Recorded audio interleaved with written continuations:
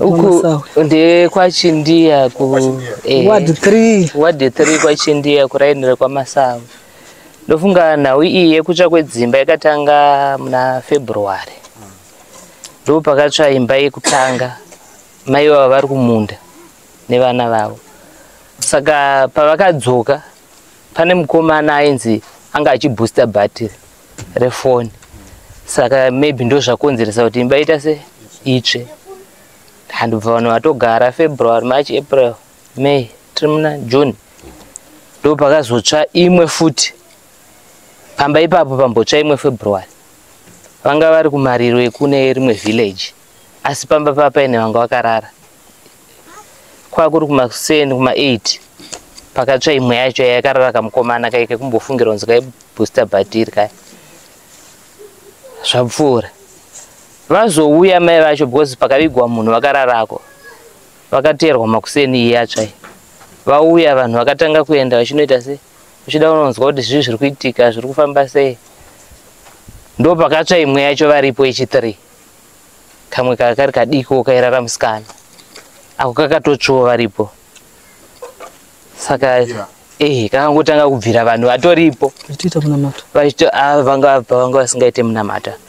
Kakatobvira vanhu vamuraini vachitouyawo vachitoti ko zviri kuita sei zviri kufamba sei kudzimba kuramba dzisingotsva vanhu vachitotaura sezvo takatoungana kudai. Kamwe kacho ndobva katotanga kubvira. Zvadaro vakabudawo hameno kwavakaendawo vakadzoka vachizvitirawo minamata yavo pamba pavo ipapo. Anga ari chi2 here zuva. Ndobva patsvaipa next. Yayechi4. Yaipa next yechi4.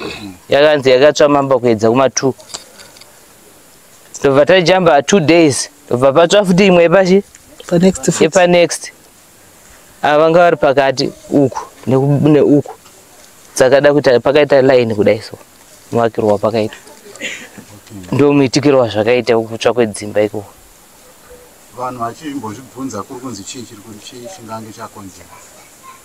Isu pazvakadaro sabhuku akatiunganidza kuraini kwedu akati todii.